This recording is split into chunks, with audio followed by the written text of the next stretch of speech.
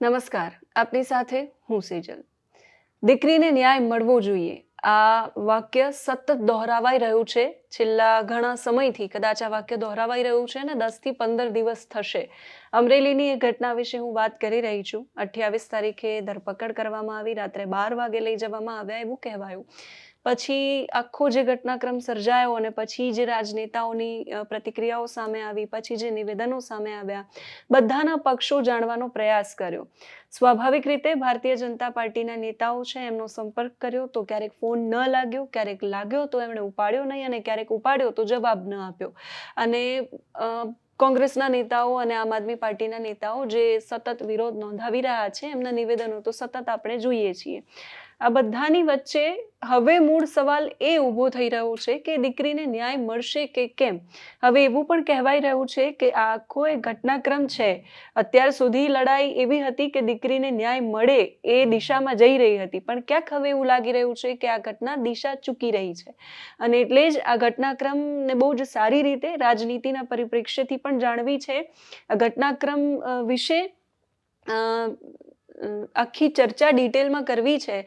પહેલેથી લઈને અત્યાર સુધી જે થયું એ ઘટનાક્રમ સૌ જાણે છે, પણ આના પાછળના જે દ્રષ્ટિકોણ છે, એક દ્રષ્ટિકોણ વકીલનો અમે તમને બતાવ્યો, એક દ્રષ્ટિકોણ હવે રાજકીય વિશ્લેષકનું કે પત્રકાર કહો એમનો બતાવવો છે. એ શું માની રહ્યા છે આ ઘટનાને લઈને, શું છૂટી રહ્યું છે આ ઘટનામાં, એ સમજવાનો પ્રયાસ કરવો છે. અને એટલે જ આપણી સાથે જોડાયા છે રાજકીય વિશ્લેષક રાજેશભાઈ ઠાકર. તમે એમને જમાવટ પર જોતા રહો છો. ફરી એકવાર આજે એમને જોડ્યા છે આ ઘટના વિશે એમની સાથે વાતો કરવી છે. રાજેશભાઈ, આપનું સ્વાગત છે જમાવટમાં. જે રીતે વાત કરી, ઘટનાક્રમ સતત થયો અને પછી એકદમ આક્રમક રીતે આ બધું જ ચર્ચાયું. બીજા કોઈ પણ સવાલ પૂછું એના પહેલા એ જાણવું છે કે આ ઘટનાને તમે કઈ રીતે જોઈ રહ્યા છો? જો સૌથી પહેલા તો આ ઘટનાની અંદર જે કેન્દ્ર બિંદુ છે એ આ દીકરી બની, પણ એના મૂળમાં તમે જાઓ તો મૂળની અંદર ભારતીય જનતા પાર્ટીની આંતરિક રાજનીતિ છે. કોઈ એકને સંગઠન ઉપર કબજો જમાવો છે અને બીજાને એવું લાગે છે કે આ સંગઠનમાં મારું સ્થાન જે છે નિશ્ચિત નથી. આ બે વચ્ચેની જે હરીફાઈ છે સંગઠનની, એની અંદરથી આ પત્રિકાનો કાંડ થયો કે ભાઈ ધારાસભ્ય કોઈ રીતે એમાં બદનામ થાય, કે જિલ્લાની અંદરનું જે રાજકારણ છે એ રાજકારણની અંદર કોકનો એકડો ભૂસવાનો અને કોકનો એકડો લખવાનો, એની એક રાજનીતિ શરૂ થઈ. એ રાજનીતિની અંદર જ્યારે એ પત્રિકા બહાર નીકળી કે વાયરલ થઈ, ત્યારે જે પોલીસ FIR નોંધાઈ, ત્યારે આ ભારતીય જનતા પાર્ટીની આંતરિક જે આખી લડાઈ છે એ તો ચાર દિવારની વચ્ચેની હતી. જે લોકો અંદર અંદર ઝઘડી રહ્યા હતા એ લોકોએ ઘર મેળે આ વસ્તુનું સમાધાન કરવાનું હતું, એમણે નથી કર્યું. તો પાર્ટીની અંદર જે સિસ્ટમ છે કે ભાઈ મોવડી મંડળ કે મોટા નેતાઓ એની અંદર ઇન્વોલ્વ થાય અને પાર્ટી બદનામ ના થાય એટલા માટે એને એમ કે ત્યાં ને ત્યાં આગળ એના ઉપર ઠંડુ પાણી રેડી દો. આ કશું ડેમેજ કંટ્રોલ ના થયું. એના પછી જે થયું એ ફરિયાદ થઈ. ફરિયાદ થઈ ત્યાં સુધી ઠીક હતું કે ભાઈ એક વ્યક્તિને એવું લાગે છે કે મને બદનામ કરવા માટેનું આ એક ષડયંત્ર છે કે પત્રિકા બહાર પડી છે, તેની પાછળ કોણ કોણ લોકો છે એ શોધાય અને એમને જો સજા થાય તો આ પ્રકારની પ્રવૃત્તિ પાર્ટીની અંદર બંધ થઈ જાય. ત્યાં સુધી આખો ઘટનાક્રમ છે એ ઠીક. પણ એ પછી કાયદાનો જે રીતે ઉપયોગ થયો, પોલીસ તંત્રનો જે રીતે ઉપયોગ થયો, હું એવું સમજુ છું કે સુઓ મોટો કોઈ પોલીસ તંત્ર આવી એક સામાન્ય ઘટના ઉપર આટલી ઝડપથી, આટલી તીવ્રતાથી અને ભાઈ આક્રમક રીતે રિએક્ટ ના કરે. એમણે જે તીવ્રતાથી એની અંદર એક્શન લીધા, જે રીતે એની અંદર આક્રમક બની અને રિકન્સ્ટ્રક્શનના નામે જે લોકોને બહાર સરઘસ આકારે લઈ ગયા. સરકાર ભલે કે એ સરઘસ નથી, એ તો રિકન્સ્ટ્રક્શન છે. હવે આ ટેકનિકલ શબ્દ યુઝ થાય છે, પણ મને તો હર્ષસંઘવીનું એ સ્ટેટમેન્ટ બહુ વખત યાદ આવે કે જ્યારે આ સવાલ પ્રેસ મીડિયા એમને પૂછ્યો ત્યારે એમને કીધું હતું વરઘોડા તો નીકળશે, સરઘસ તો નીકળશે. એનો મતલબ કે રિકન્સ્ટ્રક્શનને સરઘસ કે વરઘોડાની વ્યાખ્યામાં મૂક્યા રાજ્યના ગૃહમંત્રી. અને એટલે લોકોએ આને સરઘસ એટલા માટે જોયું. દાખલા તરીકે દીકરીને લઈ જવી હતી ત્યાં આગળ તો બંધ જીપની અંદર એ લોકો લઈ જઈ શક્યા હોત. આટલી બધી પોલીસના બદલે એકાદ મહિલા પોલીસ કર્મચારીને લઈને કે આ તો કંઈ કોઈને મારીને ભાગી જાય એવું તો હતું નહીં દીકરી, પણ એ ના થયું અને એટલે આ મુદ્દો ઉજાગર થયો. બાકી તો ભારતીય જનતા પાર્ટીનું આંતરિક રાજકારણ એમાં કોણ ક્યાં લડી મરે છે તો આપણે સાબરકાંઠામાં જોયું, અત્યારે બરોડામાં પણ જોઈ રહ્યા છે કે કઈ રીતની એમની સંગઠનની ચૂંટણીમાં માથાકૂટ ચાલે છે. એમના મેમ્બરશિપ અભિયાનમાં પણ આપણે જોયું હતું કે કેવા કેવા કાવા દાવા લોકો મેમ્બર બનાવવા માટે કરે છે. તો એમનું આંતરિક રાજકારણ તેની અંદરના મીડિયાને બહુ એમાં રસ હોય, ના વિપક્ષને રસ હોય. પણ આ જે બન્યું પોલીસ દ્વારા, એના પછી આખો મીડિયાની અંદર, સોશિયલ મીડિયામાં મુદ્દો ઉજાગર થયો અને વિપક્ષ આની અંદર આવ્યું. એટલે હું આને બિલકુલ રાજકીય મુદ્દો સમજું છું. અને એ રાજકીય મુદ્દો છેવટે સરકારની કામગીરી, એટલે એમાં ખાસ કરીને ગૃહ ખાતાની, પોલીસ તંત્રની કામગીરી ઉપર આવીને અટક્યો છે અત્યારે. કે ભાઈ આ ઘટના ઘટી, એમાં સાવ સામાન્ય ગુનો જેનો છે કે જે અજાણે કરેલું કામ છે, જેને પોલીસે ખુદે સ્વીકારી લીધું છે કે ભાઈ એ આરોપી નહોતી અને એને એમ કે એના ઉપર ખોટી ફરિયાદ થઈ હતી. તો આમાં ન્યાય ક્યાં આવે કે પાયલને તો પછીની વાત છે, પણ ફરિયાદ ખોટી હતી જ્યારે પોલીસ સ્વીકારતી હોય ત્યારે ફરિયાદ કરનાર વ્યક્તિ અને એક ખોટી ફરિયાદ લખનાર વ્યક્તિ, અને એ ખોટી ફરિયાદ ઉપર ખોટી રીતે રાત્રે એની અટકાયત કે પૂછપરછ કરનારા પોલીસ તંત્રના લોકો ઉપર કેટલા ને કયા એક્શન થતા આપણે જોઈએ છે. એ નથી થયા એટલે આ મુદ્દો હવે રબડની જેમ ખેંચાયો છે ને એમાં વિપક્ષ પણ જે છે એ સક્રિય થયો છે. એવું લાગે છે તમને કે વિપક્ષ ઘટનાની અંદર રાજનીતિ કરી રહ્યું હોય? કેમ કે જે અમે વકીલનું પણ દ્રષ્ટિકોણ જાણ્યો, અને ઘણા બધા વકીલો, દીકરીના વકીલ સાથે હોય કે પછી મેહુલભાઈ હોય કે આનંદભાઈ હોય, બધાનો પક્ષ જાણ્યો તો બધાનું એવું કહેવું છે કે અમે વકીલાતના પત્રો આપીને આવ્યા છીએ દીકરીને. પરિવાર સાથે સ્વાભાવિક રીતે વકીલોની પણ વાત થાય છે. જે રીતે કાયદાકીય રીતે લડત લડાવવી જોઈએ એવું કોઈ પાસું હજુ સુધી સામે નથી આવ્યું આ ઘટનાની અંદર. જો કે સૌથી પહેલું કામ એ થવું જોઈતું હતું. બધા જ લોકોને અપેક્ષા એ છે કે દીકરીને ન્યાય મળે, તો એ દિશામાં શરૂઆતનું પગલું હોવું જોઈતું હતું. પણ એના બદલે વિપક્ષના નેતાઓ ધરણા પર ઉતર્યા, આંદોલન પર ઉતર્યા, દીકરી માટે ન્યાય માંગી રહ્યા છે. કદાચ ન ઉતર્યા હોત તો હું એવું માનું છું કે આટલો બધો મુદ્દો ચર્ચાઈ ન રહ્યો હોત અને કદાચ આ દિશામાં પણ ન હોત. પણ છતાં એવું લાગી રહ્યું છે કે રાજનીતિ થઈ રહી છે. તમને લાગી રહ્યું છે કે રાજનીતિ થઈ રહી છે? જો આના બે પાસા છે. શરૂઆતના સ્ટેજમાં જ્યારે આ મુદ્દો બહાર આવ્યો અને આમ આદમી પાર્ટીને, કોંગ્રેસને, પાટીદાર અગ્રણીઓને, પાટીદારની સંસ્થાઓ, આ બધા જ્યારે દીકરીના પડખે આવ્યા ત્યારે જ પોલીસે જે છે એ એફિડેવિટ કોર્ટમાં મૂકી અને એમ કીધું, એ દબાણ ઊભું થયું ત્યારે એમણે એમ કીધું કે આ દીકરીને અમે માત્ર જામીન તો ઠીક છે મળી ગયા અત્યારે, પણ અમે આના ફરિયાદની અંદરથી એનું નામ કાઢવા એટલા માટે માગીએ છીએ કે અમારી પાસે એના કોઈ પુરાવા નથી. જો આ દબાણ ના ઊભું થયું હોત તો તમે એવું માનો છો કે આ દીકરી જે છે એનું ફરિયાદમાંથી નામ નીકળત? જામીન તો સ્વાભાવિક પ્રક્રિયાથી, ગુનો એટલો મોટો નહોતો, આજે નહીં તો કાલે એને જામીન મળી જ જવાના હતા. પણ એનું જે વ્યક્તિગત એનો જે અધિકાર છે એ છીનવાયો, આત્મસન્માનનો, એની ઓળખ છતી થવાનો, એને આ રીતે જાહેરમાં પરેડ કરાવવાનો, એટલે એનો જે ફંડામેન્ટલ રાઇટ છે એનું વાયોલેશન થયું એ દીકરીને. એ તો હવે પાછું કોઈ આપી શકવાનું નથી. પાછું આપવા માટેનો એક જ રસ્તો છે કે આની અંદર જેની ભૂમિકા હોય, એ રાજકીય પક્ષના લોકોની હોય કે પોલીસની હોય, એ તમામ લોકો ઉપર દંડાત્મક કાર્યવાહી થાય કે જેના કારણે દીકરીને એમ થાય કે ચલો મારું તો આત્મસન્માન ભલે અણાવ્યું કે જે થયું, પણ એની ભરપાઈ આ કરનારા લોકો સાથે ન્યાય થઈને મને મળી ગઈ છે. એ નથી થયું. એ નથી થયું એટલે તક કોણ આપે છે વિપક્ષને?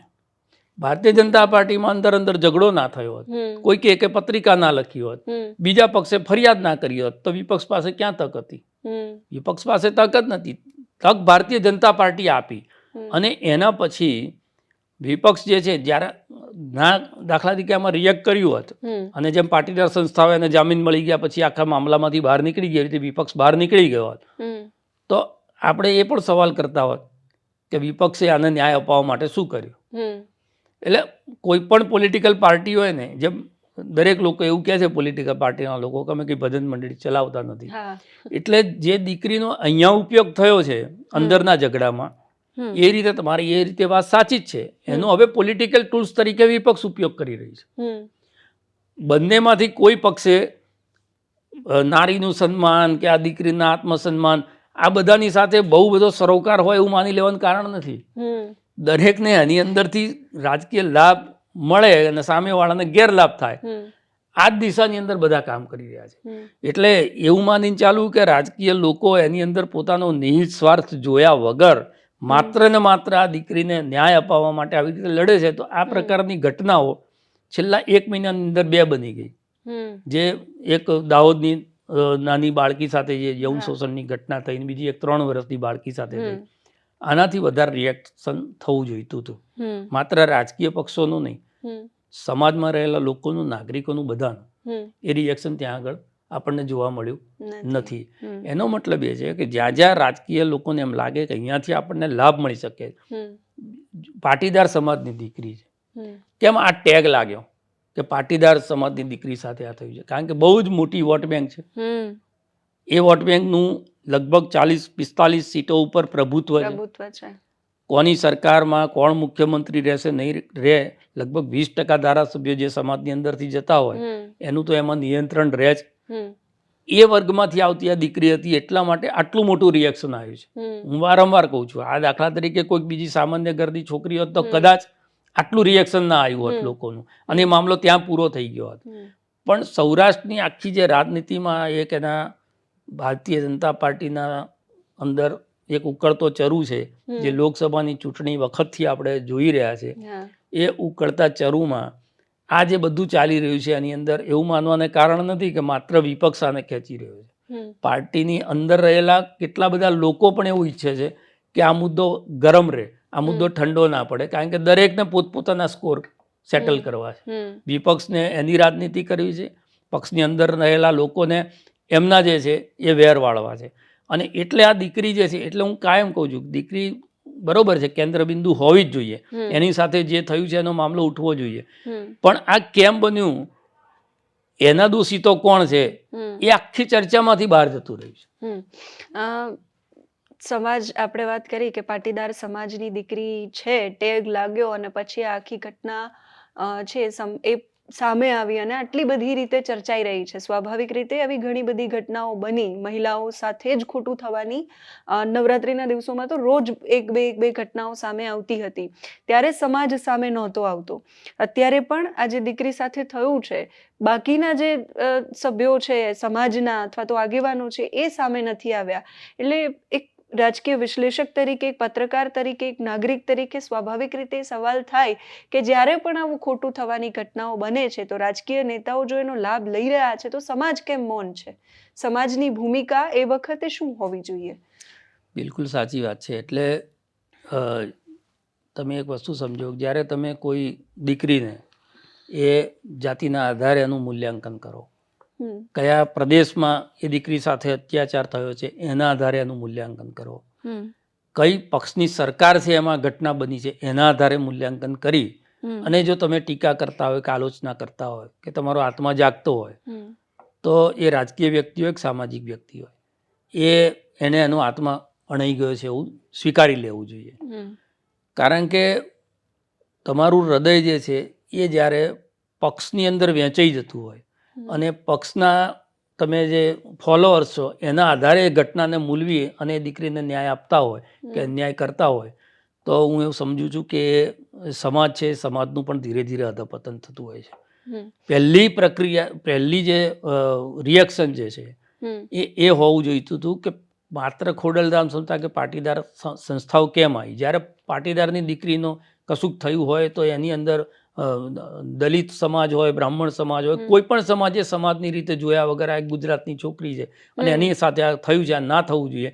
અને સ્વયંભૂ જ્યારે નાગરિક બહાર નીકળે ને, તો જ્યારે સ્વયંભૂ નાગરિક બહાર નીકળે ને ત્યારે વિપક્ષો બધા કોરાણે મૂકાઈ જાય અને એનું પ્રેશર સૌથી વધારે હોય. કારણ કે એમની પાસે એક તો પોલિટિકલ મોટિવ નથી.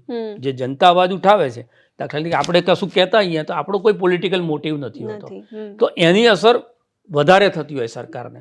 વિપક્ષને તો આજે એક ઘટનાની વાત કરશે તો વિપક્ષની બીજી ઘટના છે યાદ કરાવશે, પેલા રાજ્યમાં તમે આ કર્યું હતું એટલે યાદ કરાવશો, એટલે પ્લસ માઇનસ કરવાની વાત થશે કે ભાઈ અમે કર્યું છે, તમારામાં ક્યાં નથી થયું.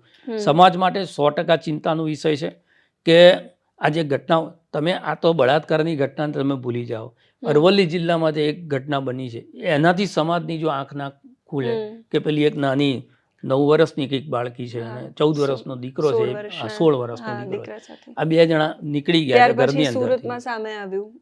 એટલે સમજો કે સમાજે તો માત્ર આ બને છે એના ઉપર નહીં, સમાજે તો પોતાને એટલી બધા રેડ સિગ્નલ અત્યારે મળી રહ્યા છે કે જેના ઉપર જો તમે રિએક્ટ નહીં કરો તો કાલ ઉઠીને આ બધી ઘટનાઓનો દાવાનળ ક્યાં સુધી પહોંચશે એ કશું જ નક્કી નથી. અને એટલે જ લોક જાગૃતિ એ સૌથી મહત્વનો વિષય હોય. કોઈ પણ ઘટના ઘટે, ભ્રષ્ટાચારની ઘટના હોય, અત્યાચારની હોય, દુરાચારની હોય, અનાચારની હોય, કોઈ પણ પ્રકારનું શોષણ થતું હોય, એ સામાજિક શોષણ હોય કે પછી રાજકીય શોષણ હોય, આ દરેકની અંદર સમાજનો કે નાગરિકનો જ્યારે સરોકાર ના રહે અને એ માત્ર એ ઘટનાને એક તમાશબીન થઈને જોયા કરે, કાં તો આ કોંગ્રેસનો સમર્થક હશે એને આમાં મજા પડતી હશે, ભારતીય જનતા પાર્ટીનો સમર્થક હશે એને આમાં મજા નહીં આવતી હોય, પશ્ચિમ બંગાળની ઘટના હોય તો ભારતીય જનતા પાર્ટીનો સમર્થક હોય એમાં રાજી થતો હોય, ચલો સરસ મુદ્દો આવ્યો. એમના માટે આ મુદ્દા છે, પોલિટિકલ પાર્ટીઓ માટે આ બધા મુદ્દા છે, કેમ કે એમને એમનો એજન્ડા સેટ કરવાનો છે. પણ સમાજ માટે તો મૂલ્યોનો વિષય છે.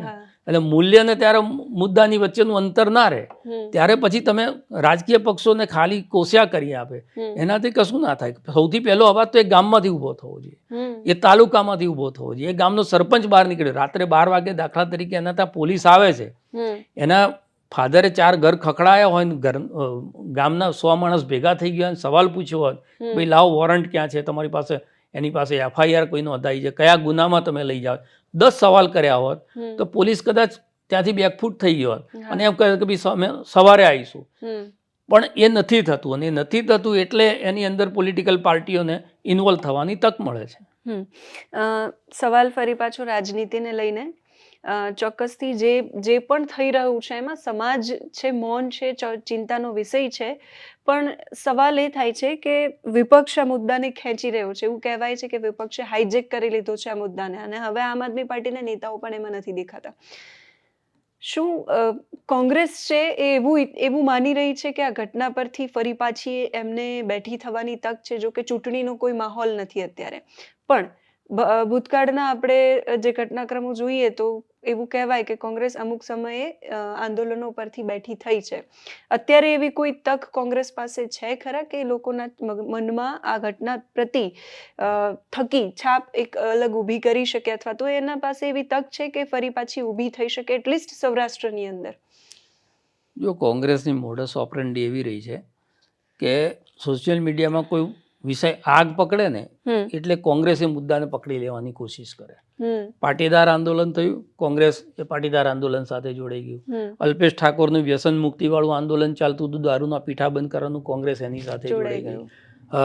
આનું થાનગઢ ને ઉનાની જે ઘટનાઓ બની હતી એમાં જિગ્નેશ મેવાણીનું એક આંદોલન ચાલ્યું, જિગ્નેશ મેવાણીને કોંગ્રેસે ખભે બેસાડી દીધો. મૂળ વિષય એ છે કે કોઈ એક ઘટના એ તમને રાજકીય ઓક્સિજન આપે એ બહુ માનવાને કારણ નથી. બીજું એ છે કે આજે જે દીકરીને તમે મુદ્દો બનાવીને ચાલી રહ્યા છો, કાલ ઉઠીને મહિના 1.5 મહિના પછી એ દીકરીનું સ્ટેન્ડ અગર બદલાઈ ગયું તો તમે અત્યાર સુધી કરેલી તમારી બધી જ એક્સરસાઇઝ જે છે એ એક્સરસાઇઝ પાણીમાં જતી રહેશે.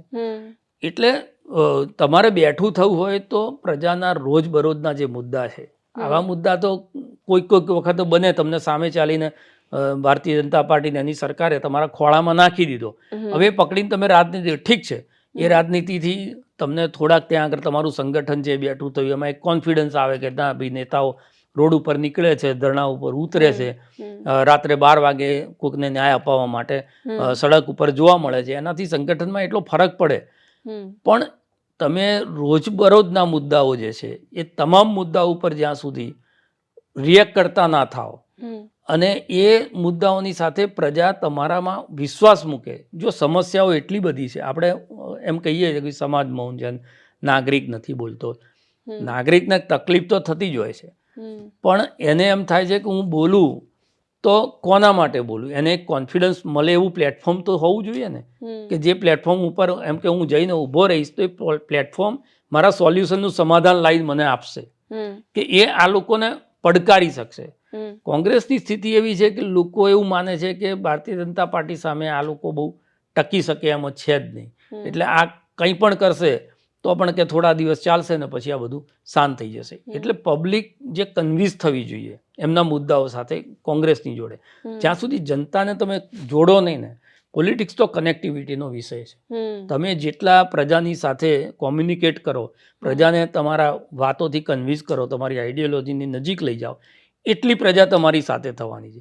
ચૂંટણી ક્ષત્રિય આંદોલન આવ્યું તો કોંગ્રેસે એને હાથમાં લઈ લીધું. હાથમાં લીધું. એટલી બધી અસંખ્ય ઘટનાઓ, દાખલા તરીકે વિદ્યાર્થીઓ પેપર બી લીક થયું હોય ને જંતર મંતર ઉપર 10-15 દિવસથી ધરણા કરતા હોય ત્યારે 10-11 દિવસે એમ લાગે કે હવે આ મુદ્દો બરોબર ગરમાયો છે, એટલે ત્યાં કોંગ્રેસના 4 પ્રતિનિધિ નેતાઓ ત્યાં જઈ અને એક દિવસ માટે દેખાય કે ના ભાઈ અમે આમના માટે અવાજ ઉપાડે. તમે દેખાવાની રાજનીતિ કરો ને એટલે સત્તાની અંદર તમે દેખાવો નહીં. ના દેખાવ. તમારે રાજનીતિ એવી કરવી પડે 24/7, એની અંદરથી રાજકીય લાભ થાય છે કે નથી થતો એ પછીનો વિષય છે. પશ્ચિમ બંગાળ, કેરળનું ઉદાહરણ જોઈ લો. 2%-3% અંદર ભારતીય જનતા પાર્ટી હતી, સતત ત્યાં આગળ સંઘર્ષ કરતી રહી, સત્તાની સામે સવાલ ઉપાડતી રહી, એમનો વોટ્સએપ ધીરે ધીરે અપ થતો ગયો. તો તમારે એ કરવું પડે. તમારે પ્રજા તમારી જોડે આવે કે ના આવે, તમારે લડ્યા કરવું પડે. છેવટે પ્રજાને એમ લાગે કે ના, પ્રજાને પોતાને પણ આંખની એક શરમ હોય, એને એમ થાય કે આ મારા મુદ્દા લઈને આ માણસ રોજ જેલમાં જાય છે, આ માણસ રોજ પોલીસની લાકડીઓ ખાય છે અને અમે ઘરમાં બેઠા છે. ત્યાંથી એક પ્રકારનું રિવોલ્યુશન આવે અને તમારી સાથે લોકો જોડાતા જાય. આ જ્યાં સુધી કોંગ્રેસ નહીં કરે, અને જુઓ સૌરાષ્ટ્રની કોંગ્રેસ જુદી લડે, દાખલા તરીકે દલિતોનો મુદ્દો આવે તો જિગ્નેશ મેવાણીની કોંગ્રેસ જુદી લડે, એમાં આખી કોંગ્રેસ લડતી એવું તમને ના દેખાય. એટલે તમે ઝોનમાં અહીંયા બનાસકાંઠાનું તો ગેનીબેનની કોંગ્રેસ અલગ રીતે રહે. એટલે જ્યાં સુધી તમે આખા કોંગ્રેસને ગુજરાતના તમામ ભૌગોલિક જે ભાગો છે, તમામ જાતિઓ છે, તમામ લોકોની જે સમસ્યાઓ છે, એ સમસ્યાઓને લઈને રોજ ને રોજ એટલું બધું બને છે એમને. આ દાખલા તરીકે અમદાવાદનો બ્રિજ છે, ત્યાં ઘણી વખત કોંગ્રેસના પ્રવક્તાઓને સામે કીધું છે, જ્યાં સામે દિવાલ આવી ગઈ વિકાસની આડે, તમે બ્રિજ ઉપર બેસીને ધરણા કરો, ઉપવાસ કરો, સીધું તમે કહો છો કે મીડિયા નથી બતાવતું આ, પણ તમે બ્રિજ ઉપર જઈને બેસી જાઓ અને ઉપવાસ કરો ને બતાવો કે બીજા વિકાસ આડે અહીંયા ભીત આવી છે. એવો તો કોઈ કાર્યક્રમ થયો નહીં. તો તમારા નાની વસ્તુઓ જે છે એને, હાટકેશ્વરનો બ્રિજ બનાવ્યો ને તોડી નાખ્યો, તમે હાટકેશ્વરના બ્રિજ ઉપર જઈને કેટલા દેખાવો, કેટલા ત્યાં આગળ પ્રદર્શન કર્યા, કેટલા તમે ત્યાં આગળ પોસ્ટરો માર્યા, શું કર્યું? એટલે પ્રજાને છે ને, પ્રજાને તો તમારે એમરિંગ કરવું પડે દરરોજ. કમનસીબી એ છે કે એવું કહેવાય છે કે 30 વર્ષથી ભારતીય જનતા પાર્ટીની સરકાર છે અને સરકાર અન્યાય કરે છે, સાંભળતી નથી. પણ એ 30 વર્ષની ભારતીય જનતા પાર્ટીની સરકારની સામે રહેલું વિપક્ષ એટલા વર્ષોમાં કશું ન કરી શક્યું, શીખી ન શક્યું એનામાંથી. કોંગ્રેસમાં તકલીફ શું છે? કોંગ્રેસ પહેલા 50 વર્ષ સત્તામાં રહી, ભારતીય જનતા પાર્ટી વિપક્ષમાં રહ્યો. એટલે ભારતીય જનતા પાર્ટીએ આંદોલન કરવાની એનામાં માસ્ટરી, એને પ્રજાને કેવી રીતે, એટલે એની પાસે વિપક્ષ તરીકેનો 50 વર્ષનો અનુભવ હતો. પછી સત્તામાં આવ્યા, સત્તામાં આવીને શાસન ચલાવવા કોઈને કશું શીખવાડવું પડતું નથી. કોંગ્રેસની મુસીબત એ થઈ કે એમને સંગઠનનો કોઈ અનુભવ જ નહોતો. અને સત્તામાં રહ્યા અને સામે જે અત્યારે આપણે કોંગ્રેસની ટીકા કરીએ એવું ભારતીય જનતા પાર્ટીનું હતું. ભારતીય જનતા પાર્ટીનું સંગઠન એટલું પ્રબળ નહોતું કે એની સામે લડી શકે. આજ ગુજરાતની અંદર મેં જોયું છે કે 18-20 ધારાસભ્યો આ લોકોના બી જીતીને જતા હતા. સંસદની અંદર એવું થતું હતું કે બધી સીટો જે છે કોંગ્રેસ જીતી જતી હોય. તો પરિસ્થિતિને બદલવી હોય તો તમારા સંગઠન એ કરોડરજ્જુ છે તમારી પાર્ટીની. ભારતીય જનતા પાર્ટીની વિશેષતા એ છે કે સંગઠનમાં 50 વર્ષ વિપક્ષની ભૂમિકામાં એ લોકો રહ્યા, એટલે એ તો એમની પાસે હતું જ એક કૌશલ્ય, અને પછી સત્તામાં આવ્યા. કોંગ્રેસ પાસે સંગઠનનો કોઈ અનુભવ જ નહોતો. એમને શીખતા 30 વર્ષની અંદર સંગઠનની અંદર, અને સત્તા સાથે જોડાયેલા લોકો હોય ને એમને સંઘર્ષ કરવાની આવડત જ ના હોય. એ પેલી એસી ચેમ્બરોમાં બેસીને પેલા ઇસ્ત્રીના ભાગે એવા જબ્બા પહેરી અને આંદોલન. તમે કોંગ્રેસના ઘણી વખત કહું છું, તમારે ઇસ્ત્રી ભાગી હોય કોઈ નેતાની, એવા આંદોલન ભરતસિંહ સોલંકી હોય ગમે તે, એમના એવા ને એવા જબ્બા સાથે પાછા ગાડીમાં બેસતા હોય. જ્યાં સુધી તમે તમારા કપડાના મેલા નથી કરતો, ધૂળ નથી ખાતા, તમે પરસેવો નથી સહન કરતા, જ્યાં સુધી તમે પોલીસ કસ્ટડીને જેલમાં નથી જતા, ત્યાં સુધી તમારી જે રાજનીતિ છે એની સાથે જનતા જે રીતે જોડાવી જોઈએ ના જોડાય. અત્યારે જે આક્ષેપો છે કે આ લોકો નથી ધરણા કરવા દેતા, આ નથી કરવા દેતા, જ્યારે કોંગ્રેસનું શાસન હતું ત્યારે ડિસ્ટર્બ એરિયા એક્ટ આ ગુજરાતમાં લાગતો હતો. અને એમાં કોઈ કાર્યક્રમ હોય તો સવારે 4 વાગે 5 વાગે લોકોના ઘરે જઈને પોલીસ ઉઠાવી પણ લેતી હતી. 144ની કલમો એ વખતે પણ લાગતી હતી. હા, આટલા બધા પ્રમાણમાં નહોતું, કોઈ આંદોલન જ નાસી. જેમ કેજરીવાલનું આંદોલન હતું દિલ્હીમાં, તો કોંગ્રેસનું શાસન હોવા છતાં પણ લાંબા સમય સુધી એ ત્યાં આંદોલન કરી શક્યા. એ સ્થિતિ અત્યારે નથી, ચોક્કસ છે. પણ એ એક જ કારણથી તમે પછી આંદોલન જ ના કરો, કાં તો તમે એવું નાખી દો કે ભાઈ પ્રજા જે છે એને આટલું બધું થાય છે, પ્રજાની આંખ ના ખુલતી હોય તો અમે શું કરી શકીએ. તો એ બહાના હેઠળ તમારી રાજનીતિ જે છે એ ઘસાતી જાય, એમાં બહુ સુધારો થાય નહીં. અમરેલીની ઘટના જે આખી સામે આવી, આમ તો બાય ડિફોલ્ટ ભારતીય જનતા પાર્ટીનો જે આંતરિક ચરુ હતો ઉકળતો, એના કારણે જ સામે આવી. પણ એ ગ્રુપથી ભારતીય જનતા પાર્ટીને કોઈ ફરક પડવાનો ખરો? કેમ કે જે ગ્રુપ છે એ હવે કઈ એ પૂર્વ સાંસદોનું ને એ હવેના નેતૃત્વનું ગ્રુપ છે, તો હવેનું નેતૃત્વ બહુ સક્ષમ મનાઈ રહ્યું છે અમરેલીની અંદર. તો એ જૂના ડખાઓનું કે પછી એ ઉકળતા ચરુનું હવે કઈ વળવાનું ખરા? જો હવે ભારતીય જનતા પાર્ટીની સ્થિતિ એવી છે ને, આપણે ક્ષત્રિય આંદોલન વખતે જોતા હતા કેટલું ડેમેજ થશે, આ થશે. સાબરકાંઠામાં ઝઘડા થયા ભારતીય જનતા પાર્ટીમાં, બરોડામાં ઝઘડા થયા, આપણે સુરેન્દ્રનગરની અંદર બહુ બધી ચર્ચાઓ કરી. ભારતીય જનતા પાર્ટી હવે એવા સ્ટેજ ઉપર છે કે જ્યાં નેતાઓ રાજનીતિ કરતા ભારતીય જનતા પાર્ટીનું કશું બગાડી શકે એમ નથી. એમને બીજેપીના સિમ્બોલની અને પાર્ટીના ફોરમની જરૂર છે. હવે એકલા હાથે એ પાર્ટીનું નુકસાન કરી શકે એવા નેતાઓ ભારતીય જનતા પાર્ટીમાં રહ્યા જ નથી. કારણ કે અમને મૂળિયા જેના હોય ને એ બધાને બાજુ મૂકી દીધેલા છે.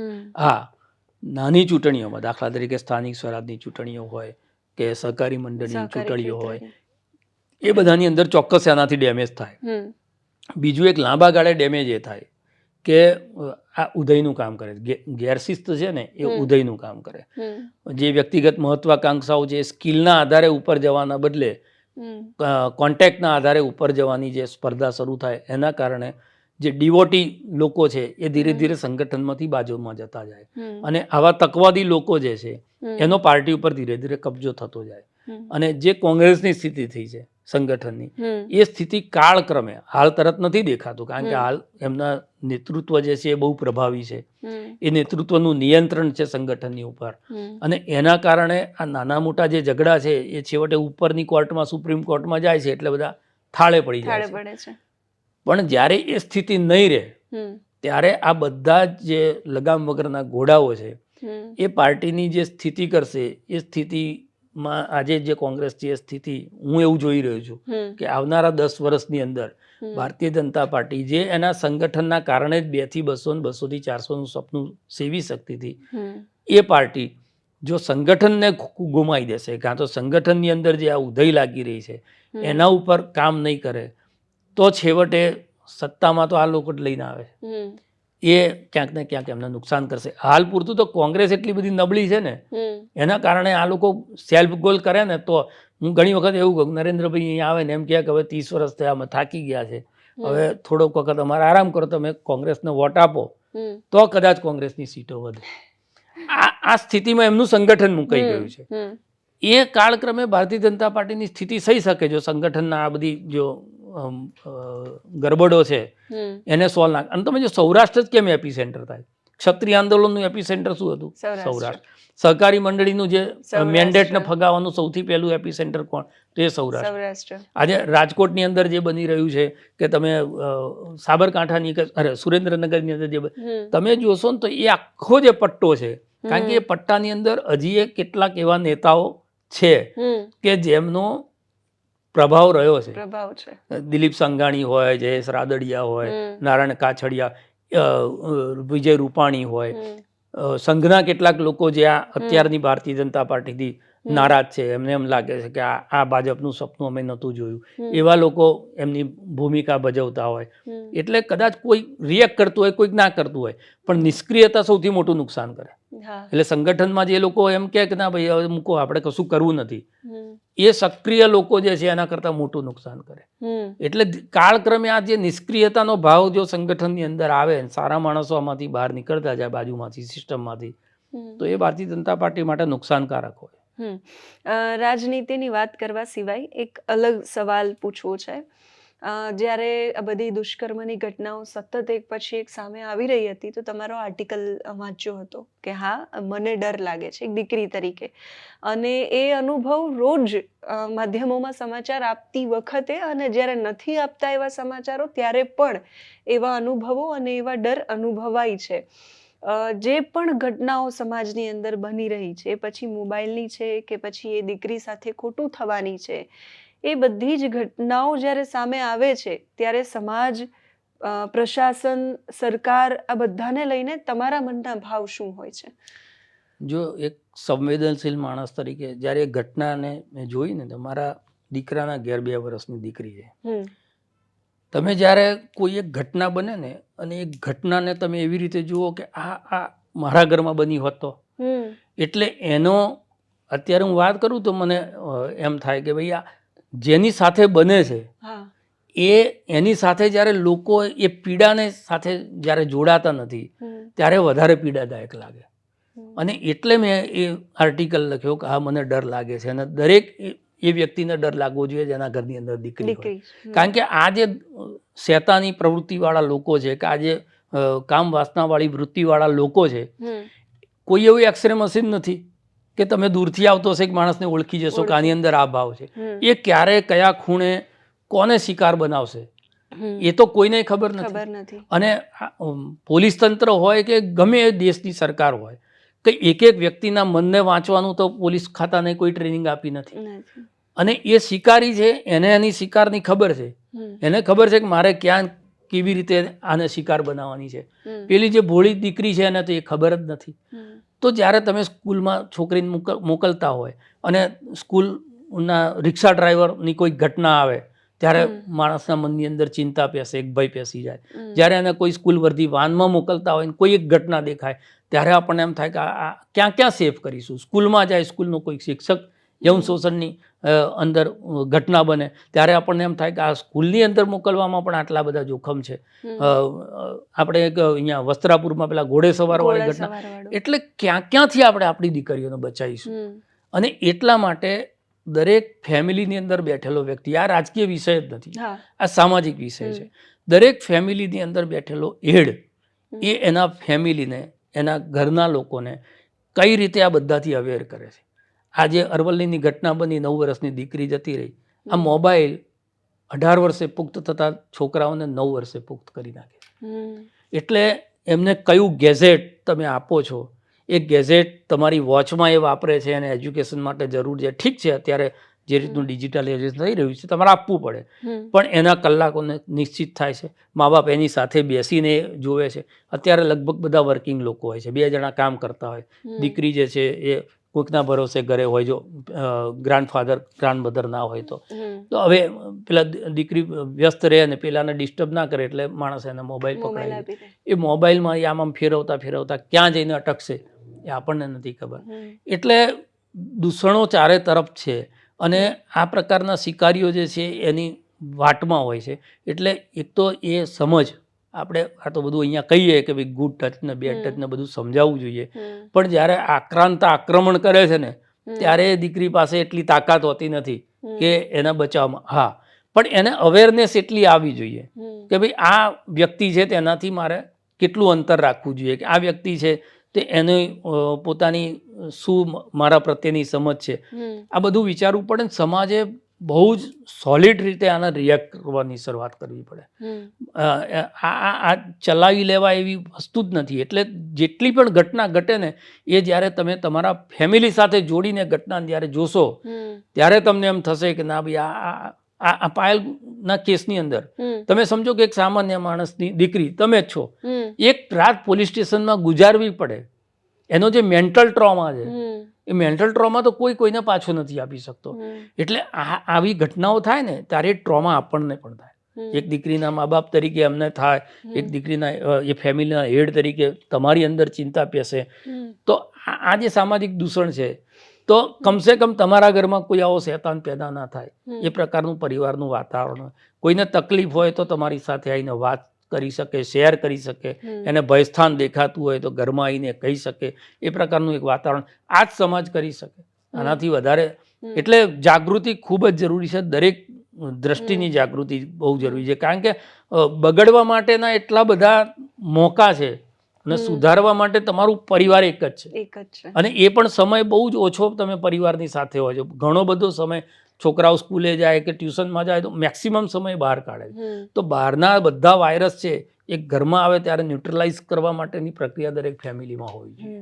અને એટલે જ આ પાયલની સાથે જે પણ ઘટના બની તો મેં વકીલને જ પૂછ્યું હતું કે ભાઈ ઘણી બધી ગ્રામ્ય વિસ્તારોની અંદર દીકરીઓ એવી હોય છે કે જેમને નથી ખબર હોતી કે ભાઈ રાત્રે 12 વાગે આવે છે તો હું એને નીડર બનીને એવું કહી શકું કે ભાઈ સવારે 6 વાગે આવજો અથવા તો સવારે 10 વાગે આવજો એમ.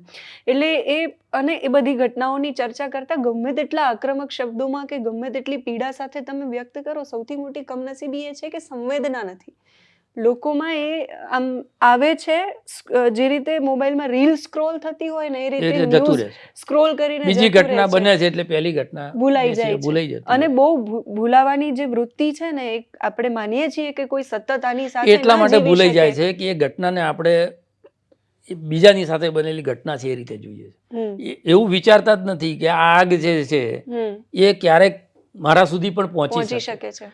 આ જ્યારે માણસ વિચારે ને ત્યારે આની અંદરથી એકદમ રિએક્શન આવે કે એટલે આ તો સફાળા બેઠા થવા જેવી વાત છે. એટલે બિલકુલ સાચી વાત છે. અને આ પેલું કેવું ડર છે ને એ આમ કોન્શિયસ માઇન્ડની બદલે સબકોન્શિયસ માઇન્ડમાં આવે છે અને પછી તરત જતો રહે છે. જે રીતે રીલ સ્ક્રોલ થાય છે એ રીતે સંવેદનાઓ પણ સ્ક્રોલ થતી જાય છે. અને બીજું શું છે કે સમાજ દાખલા તરીકે આ જાહેર થશે કાં તો આ વાત બહાર જશે તો સમાજ કેવી રીતે આને જોશે, લોકો એના પ્રત્યે કેવી રીતે બિહેવ કરશે, આ બધી પણ એક ચિંતા છે. તમે જે કીધું કે રાત્રે ગામડાની નહીં શહેરની અંદર પણ પોલીસ દરવાજો ખખડાવે, છાપ એવી છે પોલીસ દરવાજો ખખડાવે એટલે સૌથી પહેલો માણસ તો ગભરાઈ જ જાય. એ પેલું ડિજિટલ અરેસ્ટના કિસ્સાઓમાં એટલે જ થાય છે. સાયબર ક્રાઇમ ભણેલ ગણેલા લોકો એમાં નથી ફસાઈ જતા. આટલી બધી અવેરનેસ કરી રહ્યા છે લોકો તો પણ એમાં ફસી જાય. કારણ કે પોલીસ આવે એટલે પેલા એક તો છાપ એવી છે પોલીસની કે ભાઈ પોલીસ આવી છે એટલે કંઈકનું કંઈક આપણને, એટલે પહેલા તો રસ્તા શોધવાની કોશિશ કરે. અને જ્યારે રાત્રે 12 વાગે આવે ત્યારે તો સ્વાભાવિક માણસ છે કે કોઈ એક સામાન્ય વ્યક્તિ છે જે કાયદા બહુ નથી જાણતો, એને એ ખબર નથી કે પોલીસ વાળાને સવાલ કરી શકાય કે ના કરી શકાય. હવે એણે ત્યાં આગળ 12-16 કલાક વગર એરેસ્ટ એ પોલીસ સ્ટેશનમાં ગાળ્યા હશે ત્યારે તમે વિચારો કે એની માનસિક સ્થિતિ શું હશે. એને તો એ ખબર જ નહીં હોય કે મને કેમ ઉઠાઈને લાયા છે. હા, એટલે આ સવાલ પૂછવાનું કારણ આમ વિષયાંતર હતું પણ છતાં એટલે પૂછ્યો કેમ કે એની એ જરૂરિયાત સમાજ માટે ડર ગુનેગારોમાં હોવો જોઈએ. સામાન્ય પ્રજાજનમાં જ્યારે કાયદાનો અને પોલીસનો ડર થાય ને ત્યારે લોકો પોલીસ સ્ટેશને જતા, આપણે એમ કહીએ ને ફરિયાદોને નાના નાના મુદ્દે થવી જોઈએ ફરિયાદ, કેમ નહીં થવી જોઈએ. સાવ સામાન્ય ગ્રાહક સુરક્ષા જેવો મુદ્દો હોય, નાની છેતરપિંડી કે 1000 રૂપિયામાં શું મોબાઈલ ચોરાઈ ગયો, શું FIR કરવી, પોલીસ સ્ટેશનમાં 5-6 કલાક બેસી રહેવું પડશે. પોલીસ સ્ટેશનમાં જતા ખચકાટ થાય કે ડર લાગે સામાન્ય માણસને, એ બદલાવવું જોઈએ. અને ગુનેગારોની અંદર ભય પેદા થાય એ વાતાવરણ થાય તો આનું સોલ્યુશન. અને એના માટે માત્ર માણસોએ નહીં, પોલીસ કર્મચારીઓ અને પોલીસ ડિપાર્ટમેન્ટે પણ બદલાવવું પડશે. જે પોલીસ ડિપાર્ટમેન્ટે નહીં, સરકારે. જો ભ્રષ્ટાચાર નીચેથી ઉપર નથી જતો, ઉપરથી નીચે આવે છે. તમારો પોલીસ સ્ટેશનનો PI પ્રમાણિક હોય, 1 રૂપિયો ના લેતો હોય તો PSI કે SHO ની તાકાત નથી કે કોઈની પાસે 100 રૂપિયા માંગશે. ઉપરથી સિસ્ટમને સુધારી લે, ખબર પડે કે 100 રૂપિયા લઈશું તો એ નોકરી જતી રહેશે તો સાહેબ ક્યાંય કશું ના થાય. એટલે જે લોકોના હાથમાં નિયંત્રણ છે ડિપાર્ટમેન્ટનું, એ લોકો અત્યારે કહે છે અમે દીકરીની સાથે છે. દીકરીની સાથે હોય તો સાથે હોવાની સાબિતી આપવી પડે ને. જે પોલીસ કર્મચારીઓ છે એમને તમારે સસ્પેન્ડ કરવા પડે. એ સાબિતી તમે ક્યાં આપી છે? એટલે પોલીસમાં કોન્ફિડન્સ આવે છે કે નહીં, આ લોકો બોલે છે ભલે દીકરીની સાથે પણ આ લોકો અમારી સાથે. અને એટલે બીજી વાર સાંજ પછી એને મેડિકલ લેવા માટે જવાની હિંમત કરે છે, ખોટું કરવાની હિંમત વધારે થાય. એટલે અપેક્ષા એ જ રહેવાની છે કે જે પણ લેવલ પર, આમ તો બધા જ લેવલ પર ખોટું થઈ રહ્યું છે, એ પછી મહદઅંશે હોય કે પછી બહુ જ નાના પ્રમાણમાં હોય, પણ એ ખોટું છે. અને સત્ય છે એ આજે નહીં તો કાલે ઉજાગર થતું જ હોય છે. વાર લાગતી હોય છે, મોડું થઈ જતું હોય છે. અપેક્ષા એટલી રહેવાની છે કે દીકરી જે ન્યાય માટે લડી રહી છે, જેના માટે નેતાઓ લડી રહ્યા છે, જેના માટે રાજનીતિ થઈ રહી છે, જેના માટે નિવેદનો આવી રહ્યા છે, આક્રમકતા દેખાડાઈ રહી છે, એ બધું જ એના સ્થાન પર રહેવાનું છે. એ ક્યારેય કાયમ સાથે નથી આવવાનું. અપેક્ષા એટલી છે કે દીકરીને ન્યાય મળવો જોઈએ અને આ ચર્ચા પણ એના માટે જ હતી. અત્યારે આ વિડીયોમાં બસ આટલું જ. તમે આ મુદ્દાઓ પર શું માનો છો કમેન્ટ કરીને ચોક્કસથી લખજો. નમસ્કાર.